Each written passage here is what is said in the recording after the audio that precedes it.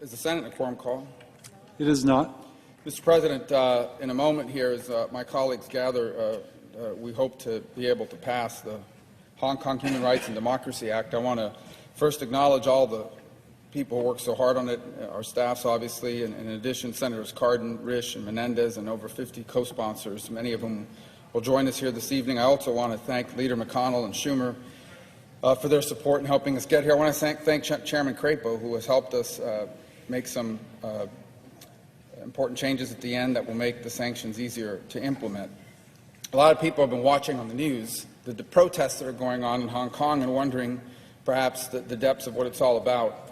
When the United Kingdom handed Hong Kong over to China, they signed an agreement, what's known as the Joint Declaration, and it basically guaranteed a high degree of autonomy and freedom to the people of Hong Kong.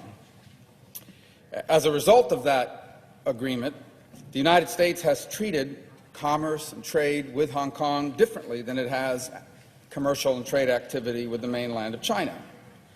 But what's happened over the last few years is the steady effort on the part of Chinese authorities to erode that autonomy and those freedoms.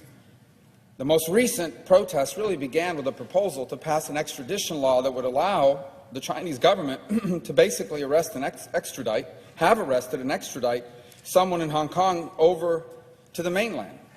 And there was a huge pushback against that. And those protests emerged as a result of it. And even after the Hong Kong government pulled out from pursuing that agreement or pursuing that law, the protests have continued because the people of Hong Kong see what's coming. They see the steady effort to erode the autonomy and their freedoms. And the response by the Hong Kong authorities, under tremendous pressure from Beijing, is violence and repression. So far, over 5,000 people have been arrested in Hong Kong. The youngest was 12 years of age, the oldest 82. Hundreds more have been injured by both violence committed by police authorities, but also by street gangs, criminals, thugs, empowered and encouraged by Chinese authorities. And this effort by China to exert control and remove autonomy continues unabated. Just some examples. There was a law that was passed that banned wearing masks, and a Hong Kong court ruled that that ban was unconstitutional. Well, today, the so-called National People's Congress in Beijing ruled that Hong Kong courts have no authority, no power to review Hong Kong government legislation. Under pressure from Beijing, Hong Kong's government is threatening to cancel the November 24th elections.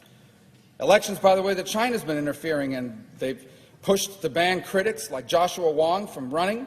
7 candidates who are running have been attacked by street gangs during this campaign. 2 candidates have been arrested while campaigning. And now, in the latest move, China is pushing the Hong Kong government to pass what they call a new national security law, a law that would allow them to arrest political critics and opponents.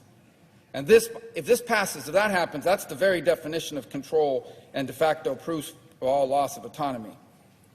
And by the way, China is also pushing for something very ominous. They call it patriotic education. What China is really pushing for in Hong Kong is moving from one country, 2 systems to one country, 1 system, the Chinese system.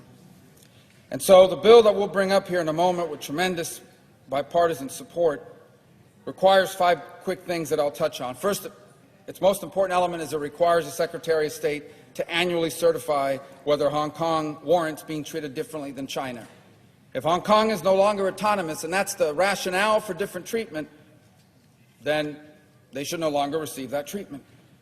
It says that students in Hong Kong shouldn't be barred from entering the United States, getting a visa to study here, for example, because they've been the subject of a politically motivated arrest or detention.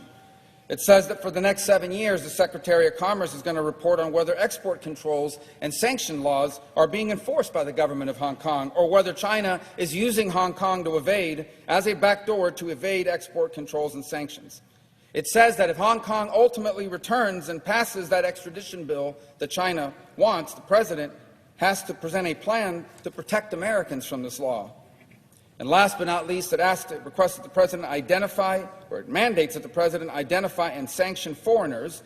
The President determines, based on credible information, foreigners who are responsible for extraditions, for arbitrary detention, for torture, for forced confessions inside of Hong Kong. or any other human rights violations in Hong Kong. And by the way, would also allow blocking their assets of these persons if those assets are located here in the United States. And so, in a moment here, as we continue to gather, I know we're awaiting the arrival of a companion legislation. I would yield the floor because I know we have a lot of important sponsors that are here that want to speak on this subject.